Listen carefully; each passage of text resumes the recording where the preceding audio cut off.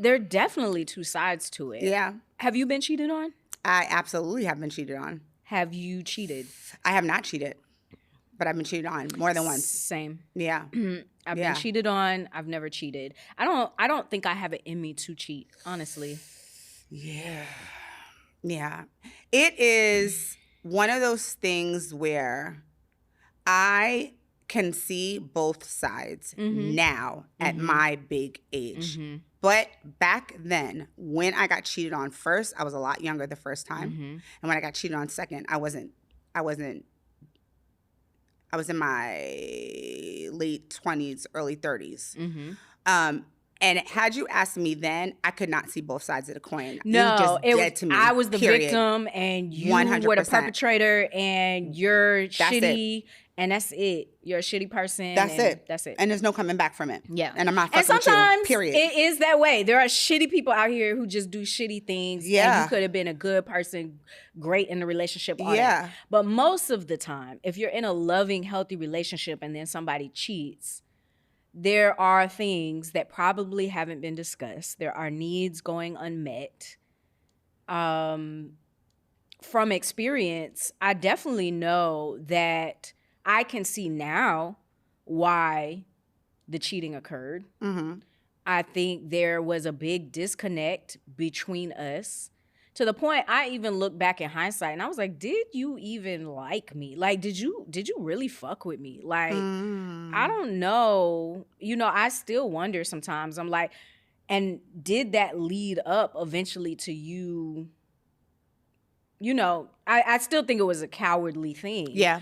Because there were things that you never said to me. Yeah. So I can't, you know, you can't read people's minds. So if you're going with needs being unmet and you don't ever broach it, and you can't get up the courage to really talk about those things.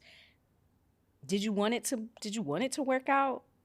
And then you thought cheating was the better way to go? Yeah. That's an H-dub move. 100%. That's an H-dub move. 100%. You know, 100%.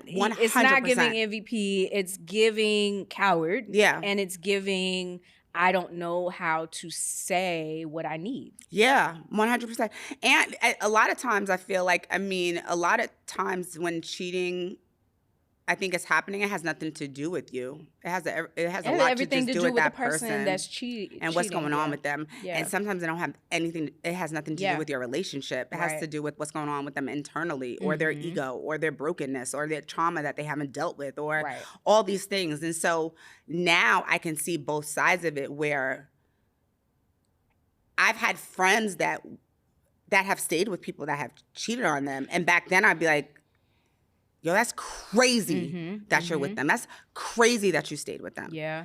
But now I can look at it. I think it depends on how it's handled. Like if somebody cheated. Let me ask you, would you now, if someone cheated on you, do you think that you would consider staying with them after? I considered staying with the person who cheated on me, but I knew it was going to be a very, very, very, very long road, because the trust is broken. And I think that's the biggest thing about cheating, is the betrayal of it all. Yeah. The trust, trust is really hard to get back. Like, it's hard. For you said trust is even hard to give. Like, you got to earn trust with you. I give my trust freely.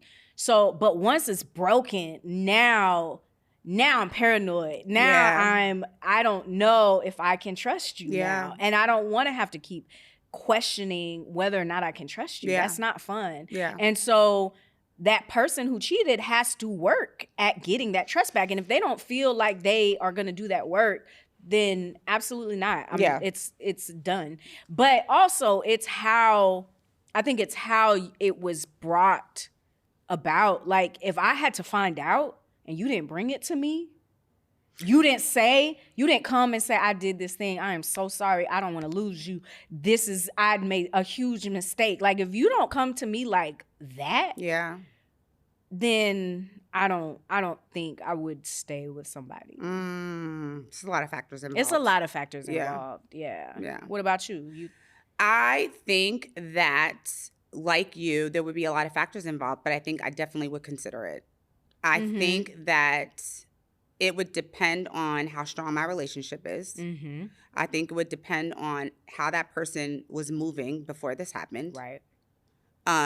Was it just sex? Yeah. Was it just something that happened? Was it a one-off? Was this person, was my partner somebody that likes to lie generally? Are they a deceiver naturally? Oof, I would hope not. You know what I'm saying? But right. But when I say like how they move, is this something that is kind of like aligned with like how they behave anyway? Yeah. Or is this something where it's just crazy out of the blue? Like, where did this come from? Mm-hmm. So if we had a strong foundation,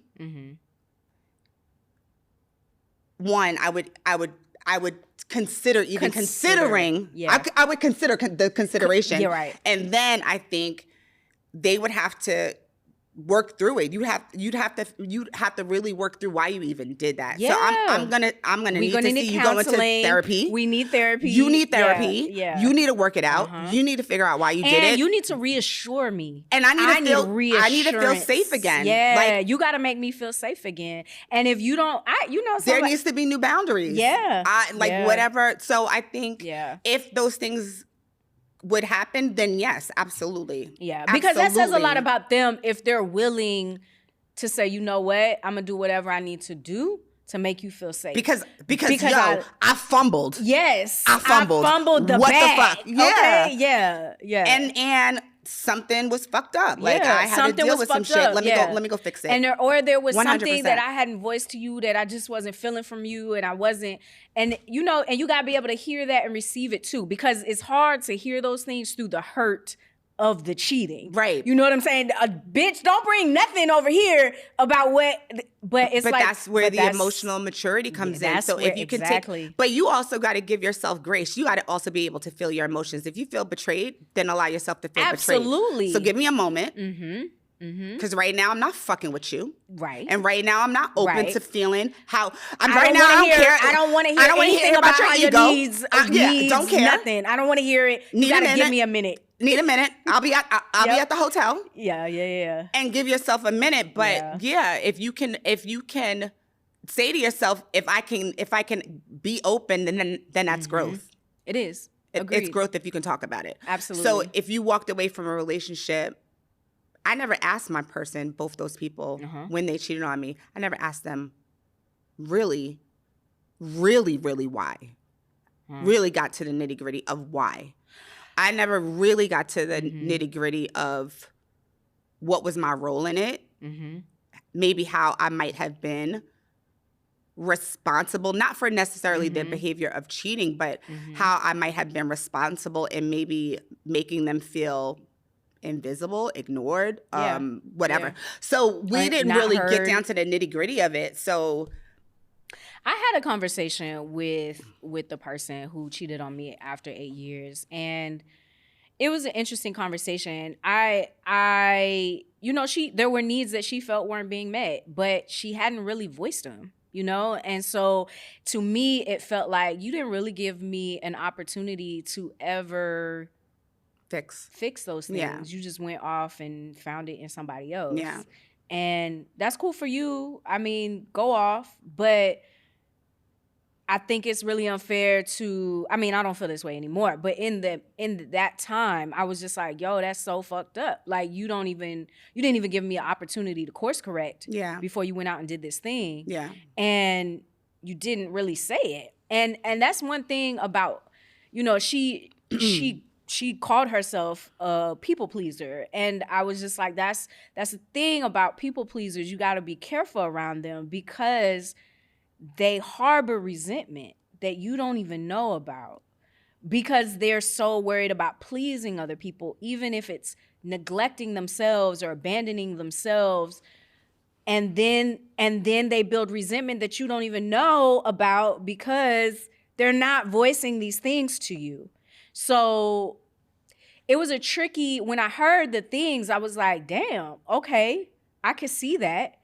But how do we even fix it? Do you even want to fix it? And there was a point where we kind of went back and forth, but then it was like, she said something interesting. She was just like, I would have to cater to your feelings for a very long time. And yeah, you would. You would have to make me feel safe again. Yeah. Yeah, you would. And I don't think she wanted to do that. Right. And that's fine. That's fine. Because I don't need you. Yeah, because your apology is cool, but you're not willing to do the work, and that's fine. That's fine. Thank you. Move on. Yeah. Yeah, cool. move on. Cool. But I'm glad I'm glad that you just brought that back up again about she didn't give you an opportunity to kind of course correct, because at the beginning when we started talking about breakups and I said, I feel like things add up. It takes a long time, but things add up. And you had said,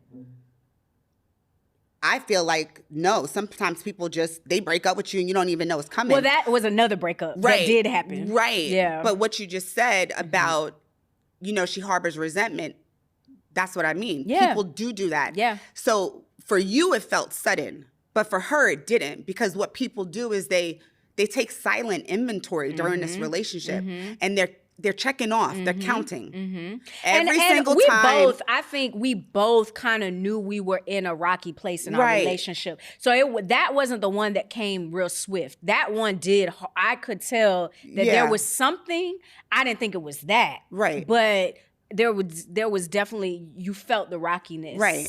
Yeah. But I think I think that this is kind of happens in a lot. I think this is a general thing. I think it happens a lot in relationships. Absolutely. One person is taking silent inventory and not communicating. They're not communicating, and they're checking off these things and they're tallying up these things. And so for one person, it feels sudden and swift. Yeah. But for the other person that's been taking inventory, it feels like an overdue breakup. Yeah. Yeah. Yeah. Two people walking away, it's like, where'd that come from? And for the other person, it's like, damn, it's overdue. And it's like, I've been sitting here for too long. Yeah. Yeah. Yeah. So it's, communication is key.